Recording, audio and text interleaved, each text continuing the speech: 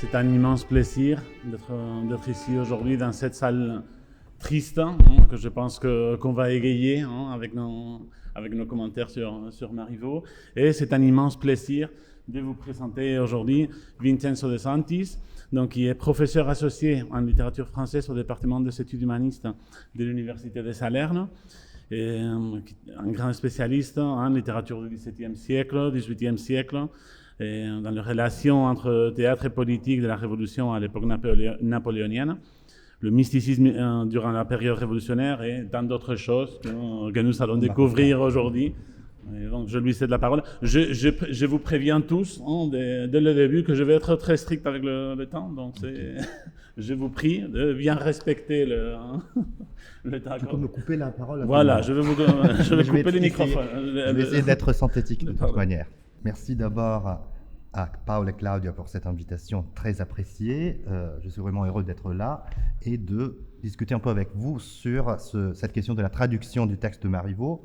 Aujourd'hui, je vais m'intéresser à deux phénomènes particuliers liés à l'identité dans certains types de personnages, c'est-à-dire les langages des paysans et le langage des petits-maîtres qui peuplent le théâtre de notre auteur. Dans l'article consacré au démonstratif CE du dictionnaire critique de la langue française, donc à la toute fin du siècle, Ferraud fait référence à deux variétés de français qui semblent posséder une physionomie claire aux yeux et aux oreilles des locuteurs de son époque. Le langage des petits-maîtres et le style de cette autre langue qu'on met dans la bouche des valets et des soubrettes apparaissent ainsi comme deux formes linguistiques formalisées et encore largement connues du public de théâtre.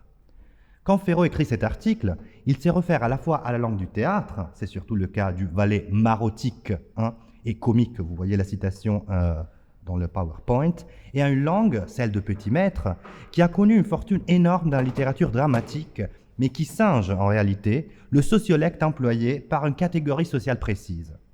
Au théâtre, l'idiolecte des personnages s'en sert d'un système artificiel bien sûr, et coexiste avec d'autres variétés linguistiques et registres tout aussi fictionnels qui entretiennent un rapport mimétique particulier avec la langue parlée, notamment pour le théâtre en vers. La manière dont un personnage s'exprime détermine son identité aux yeux des spectateurs, et les figures du petit-maître et du paysan illustrent cette dynamique de création de l'identité par la langue que l'on retrouve de manière emblématique dans le théâtre de Marivaux.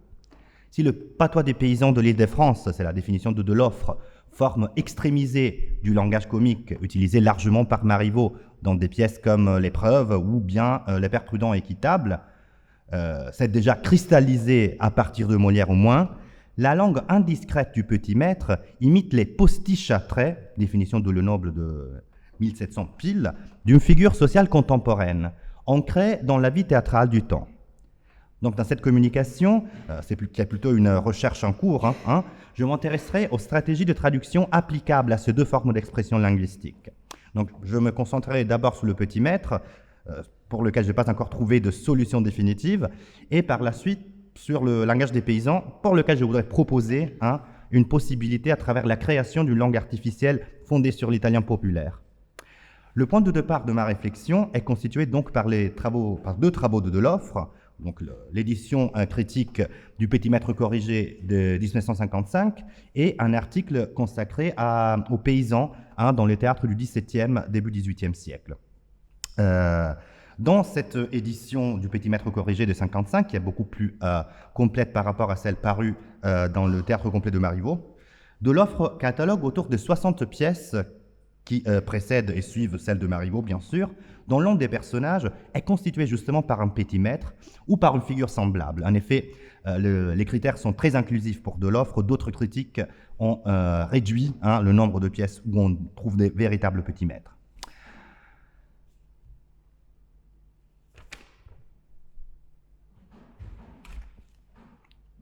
J'ai un problème de page, mais je vais le ressoudre. Je suis désolé. Non, ils ont juste coupé une page de moi. Désolé. Donc, je disais, cette figure devient, chez Marivaux, celle du petit-maître, un véritable emploi, un rôle fixe du théâtre. Je pense au petit-maître corrigé, bien sûr, mais au Sancerre aussi. Mais il n'est pas le seul cas. Il y a aussi le petit-maître amoureux de Lomagnesi, le préjugé à la mode de la Chaussée. Narcisse, chez Rousseau, est un petit-maître. Enfin, il y a la figure du petit-maître. Les originaux de Voltaire, son boursoufle, qu'un des personnages définit justement en petit mètre surannée. Tous ces personnages présentent de nombreuses affinités thématiques, mais surtout lexicales et linguistiques. L'on retrouve bien entendu des avatars plus précoces du type dans la littérature satirique et dans la comédie du tournant du siècle. Le Rosémond du Marivaux n'est pas sans rappeler l'amant indiscret ou le maître étourdi de Quinault. Son étourdissement apparent dans le cas de Rosémond et ses retards dans leur rencontre avec sa fiancée ne sont pas loin de l'air évaporé propre au petit maître de cour dans Les Enfants de Paris, 1704. Ou encore du caractère du parvenu, ce petit homme à grande perruque qu'on retrouve dans Les Vendages des Suresnes, de 1695, de Dancourt, ou encore du Damis, dans L'Indiscret de Voltaire. Lié chez Furetière à quelque chose de léger, mince et peu considérable, et indiquant chez Baron, je cite encore, un jeune élégant à la mise recherchée, à l'allure maniérée et prétentieuse, l'homme à bonne fortune, le terme petit maître est utilisé au XVIIe comme synonyme de mignon, et pour indiquer le familier du prince de Condé. C'est les Nouvelles de Paris, 1er juillet 1651. Condé étant considéré justement comme ayant beaucoup de petits maîtres qui lui tenaient compagnie. C'est notamment au début du siècle suivant, donc au XVIIIe, que cette figure acquiert son importance et son autonomie par rapport à des termes similaires tels que galant, courtisan, justement, mignon, original, ainsi que ses attributs courants qui les rendent parfaitement reconnaissables aux yeux du public. Hop. Vous avez un portrait du petit maître dressé justement par les nobles que vous trouvez ici et auquel je faisais référence tout à l'heure. Au XVIIIe siècle, le petit maître... Qu'est-ce qui se passe ? Au XVIIIe siècle, le petit maître ne sont pas uniquement présents dans les comédies, ils sont aussi à la comédie. Assis sur les banquettes latérales du théâtre, ils interagissent souvent avec le spectacle, ce qui implique une présence simultanée de diverses instances, réelles et fictives, du même personnage. Un rapport particulier s'établit donc entre la scène et le public, entre les différentes incarnations du petit maître qui habitent la séance théâtrale. À raison de sa risibilité, dans ses représentations littéraires au début du siècle, le petit maître n'est donc pas entièrement perçu comme une figure méprisable. Face à l'hypocrisie à droite du courtisan, je cite Rivière du Fresny, les petits maîtres sont plus sincères. Ils ne cachent ni leur amitié, ni leur mépris. De plus, si les caractéristiques de deux types sont portées à l'excès, il n'est personne qui souffre plutôt à un homme indiscret qu'un homme dissimulé, affirme Buffet en 1726. Coquette et petit maître sont synonymes, écrit l'abbé Macarty en 1722 à propos de Timon le misanthrope de l'île de la Rivière. Le petit maître ne marche jamais droit. Cela fait bourgeois, lit-on encore chez un autre critique. Le cas des Rosémond dans la pièce de Marivaux s'avère pourtant particulier. Comme la critique l'a bien montré à partir justement de l'offre, il n'est pas un petit maître à part entière. Sincèrement amoureux d'Hortense, incapable de multiplier ses conquêtes sinon de manière fictive, il est défini par les autres personnages comme un honnête homme, bien avant sa prétendue correction. Le schéma classique de la punition du petit maître, qui prévoit un châtiment qui ne change pas la nature profonde du personnage, mais qui constitue l'apogée comique de plusieurs pièces, est ici à la fois repris et subverti. Ce que Hortense exige de Rosémond, c'est-à-dire le personnage qui épouse finalement cette jeune fille à la fin de la pièce, c'est avant tout qu'il abandonne son attitude et notamment sa façon de parler. Plus que dans les autres pièces, c'est dans les plis de la langue que le personnage de petit maître se laisse reconnaître au premier lieu, précisément à raison de son écart par rapport à la tradition. La scène 5 du premier acte, qui met en scène Marton et Frontin, fonctionne justement comme une mise en abîme. Les deux valets rejouent leur maître et la question de la correction reste en suspens. Elle oscille entre la satire de la prise de distance à l'égard du petit maître, telle qu'elle apparaît dans la tradition antérieure, et la reprise du modèle, justement. C'est donc uniquement le jargon arrondi, comme on disait à l'époque, et à la mode de petit maître qu'adopte le protagoniste dans ses tirades qui permet son identification au modèle. L'absence d'une traduction de la pièce en italien et l'absence d'un personnage totalement équivalent de l'autre côté des Alpes pose des problèmes intéressants aux traducteurs, je pense. Le Cicisbeo ou des figures telles que Fulgenzio dans les Smanie della Villeggiatura peuvent bien en rappeler certains traits, Fulgenti un peu moins, notamment Langagier, sans correspondre vraiment au type social et dramatique conçu en France. Comme le montre Lionel Lossozzi, dans un article paru en 1973, qui redéfinit certaines des positions de Deloffre, parfois trop inclusif dans la création de son corpus d'œuvres sur le petit maître. Je disais dans cet article, Deloffre insiste sur l'appartenance à la noblesse ou à la petite noblesse de la figure, du petit maître, et la figure la plus proche dans le contexte italien serait le Giovinsignore de Parini. Mais sa langue n'est pas autant connotée que celle de petit maître, et sa figure n'est pas aussi présente dans la production dramatique italienne.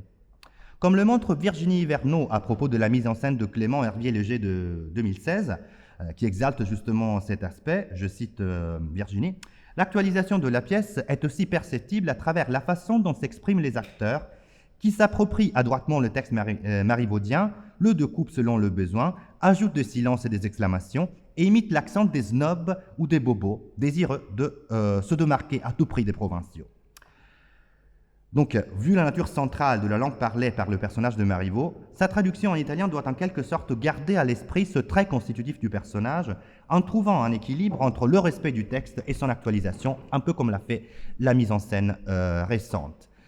Je n'ai pas encore trouvé une variété d'italien qui soit complètement superposable à celle du petit maître.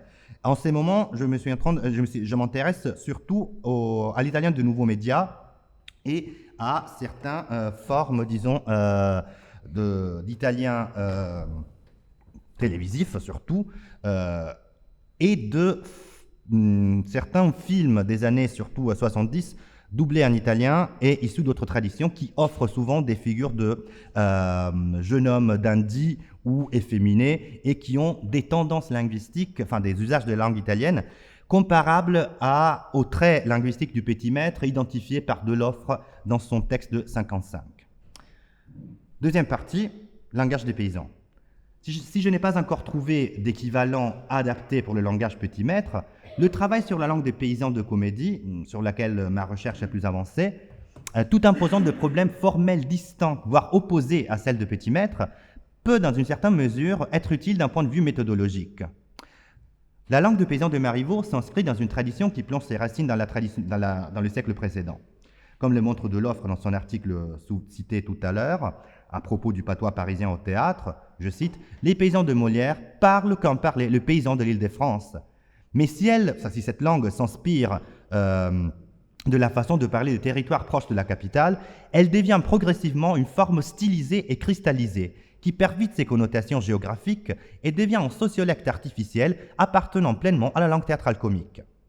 Cette langue, loin de simplement, je cite un article récent de Véronique Algérie et Oreste Floquet, qui ont plutôt tendance à voir cette langue comme une attaque au classicisme, je disais cette langue, loin de simplement vouloir secouer l'ordre classique, comme on l'a prétendu justement, s'inscrit paradoxalement dans cet même ordre.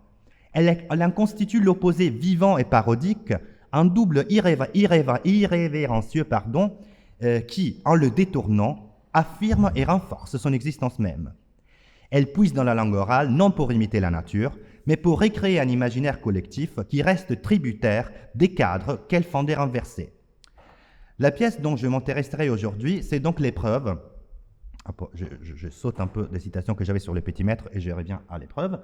Je laisserai en revanche de côté d'autres ouvrages où le phénomène est présent, notamment Les Pères prudents et équitables, que je dois traduire pour les prochains volumes, car ce dernier ajoute aux difficultés intrinsèques de la traduction de cette langue, disons, stylisée, cristallisée, artificielle, inspirée d'un patois réellement existant, mais qui s'évolue et qui se stabilise indépendamment de celui-ci grâce au théâtre, c'est-à-dire le fait que cette langue, dans Les Pères prudents et équitables, est aussi en vers. Donc nous avons un patois en vers que j'ai du mal à gérer pour l'instant.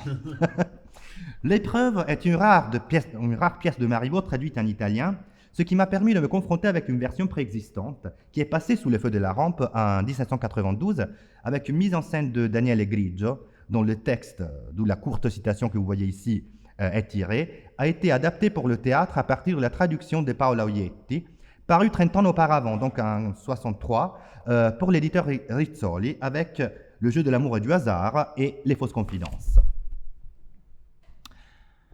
Ce qui apparaît évident, pour un Italien au moins, dans la confrontation du texte original du personnage Maître Blaise, c'est-à-dire le paysan dans la comédie, Mastro Biagio dans la version italienne, interprété par Aristide Genovesi en 1992, c'est le gommage presque total des expressions populaires marquant la parole du personnage. Cet aplatissement, cette tendance à la standardisation typique de certaines traductions selon les linguistes Peter Sepicki, le choix d'une grammaire presque régulière, tendance déformante de nombreuses traductions selon Baker mais aussi selon Schlesinger, modifie profondément la perception du personnage de la part du public, voire son identité. C'est-à-dire le public n'arrive pas à distinguer le personnage par sa façon de parler, alors que chez Marivaux c'est très évident grâce à des jeux justement avec le langage populaire. La présence marquée de ce type de personnage dans la tradition française a été rendue en italien par des procédés différents, notamment dans les traductions de Molière, les plus nombreuses dans notre langue. Une tendance assez courante, c'est l'emploi du dialecte, normalement les dialectes de Venise ou celui de Naples, qui sont typiques de notre tradition théâtrale. C'est par exemple le cas du très beau Don Giovanni, traduit par Delia Gambelli et Dario Fo, où les paysans parlent une sorte de dialecte italianisé, pour reprendre l'expression de Giuliano Mers, qui a étudié les variétés linguistiques employées par Dario Fo dans sa production, est très proche du napolitain. C'est du napolitain rendu un peu plus compréhensible. Mais même dans ce cas, la compréhension n'est pas toujours évidente pour des parlants du nord de l'Italie, par exemple. Ou bien, une autre traduction, celle du poète Giuliano Peris, qui a traduit en vers avec le dialecte de Civitavecchia, petite ville maritime près de Rome, les échanges des paysans dans sa traduction de la mise en vers de la pièce réalisée par Thomas Corneille.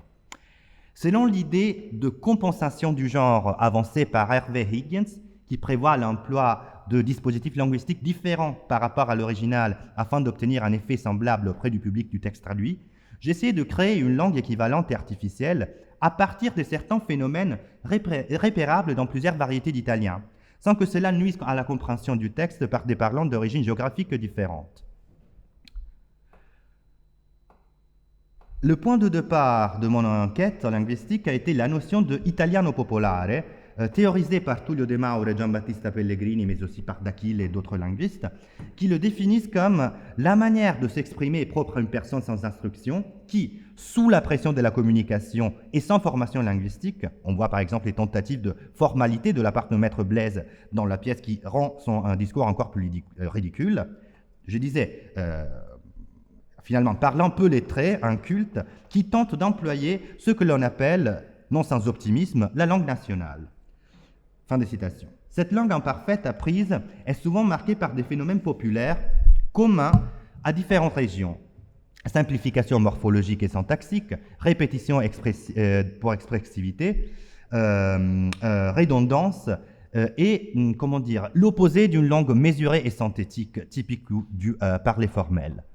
Dans une étude parue l'année dernière dans la revue Italiano Le Due, Francesco Bianco et Stefania Elisaghezzi se sont intéressés à la persistance et à la présence dans l'italien parlé contemporain de certains éléments issus justement du langage populaire, de l'italien populaire, qui est une variété qui, selon d'Achille, est en train de disparaître. Bianco et Ghezzi analysent leur présence dans l'italien populaire et dans l'italien contemporain parlé et dans le corpora de l'italien oral en général. Je me suis servi de leur travail pour reproduire les plus fréquents et les plus proches aussi formellement de ce phénomène linguistique, tels que la dislocation à gauche, la duplication pronominale, la répétition de certaines locutions dans la même phrase, les faux accords et la période hypothétique à double conditionnel, qui est une erreur très fréquente dans le langage populaire. J'ai enrichi ma version avec des traits régionaux, non provenant directement des dialectes, mais d'un vaste ensemble de parlers italiens centro-méridional, marqués notamment par des réductions phonétiques à valeur morphologique.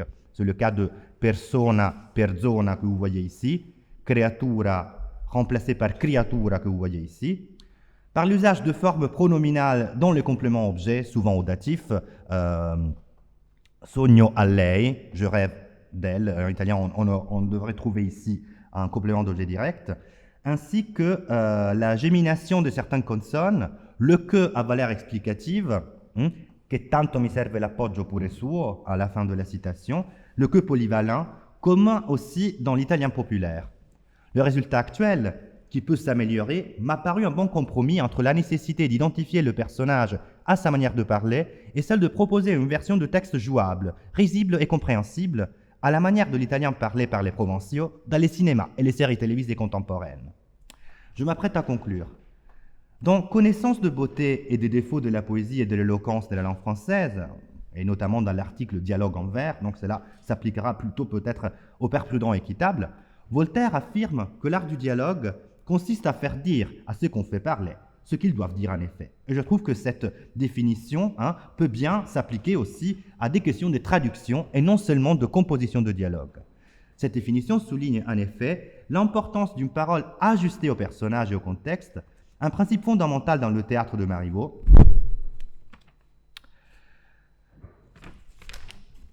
Dans le théâtre de Marivaux, où les langages comiques du petit maître et du paysan incarnent des identités sociales et culturelles précises. L'étude parallèle de l'élan comique du petit maître et du paysan dans le théâtre de Marivaux met en lumière les tensions entre mimésis sociale, stylisation dramatique et stratégie traductive. Tandis que la langue de petit maître, bien que codifiée dans ses représentations théâtrales, renvoie un sociolecte historiquement et culturellement ancré dans une sociabilité aristocratique spécifique et contemporaine au XVIIIe siècle, sans réel équivalent, sans parfait équivalent dans le contexte italien, celle du paysan, quant à elle, constitue un idiome théâtral autonome, hérité du burlesque moléresque, détaché de ses racines géographiques, pour devenir un outil comique au sein du système dramatique classique. La traduction de ces deux formes pose donc des défis complémentaires. L'une, la langue du petit maître, appelle une récréation fidèle de l'effet des distinctions par la langue dans un autre contexte culturel. Le paysan, en revanche, suppose une transposition d'un sociolecte comique devenu artificiel en une variété de langues italiennes qui produisent un effet analogue sur les spectateurs contemporains. Cette double approche, en croisant réflexion linguistique et pratique traductive, permet d'éclairer la façon dont la langue théâtrale met en scène les hiérarchies sociales tout en façonnant des identités fictives immédiatement reconnaissables et souligne la nécessité d'une inventivité raisonnée dans la traduction pour en restituer la puissance dramatique et satirique. Ce positionnement, oscillant entre, fidélité structurelle et récréation fonctionnelle, peut être éclairé aussi par la typologie traductive de Tullio De Mauro, qui prolonge la distinction de Nida entre équivalence formelle et équivalence dynamique, en identifiant plusieurs formes de traduction. À l'instar de la traduction totale, l'adéquation sémiotique pensée par De Mauro implique la restitution du comique, dans ce cas du comique marivaudienne, mais exige un déplacement vers une équivalence des faits plus que de forme, où la création stylistique devient condition de fidélité. Cette perspective rejoint finalement la définition de Catford sous la notion d'équivalence traductive et invite à concevoir la traduction non comme un transfert mécanique, mais comme réinvention active d'un dispositif théâtral dans un nouvel espace de réception. Et je vous remercie.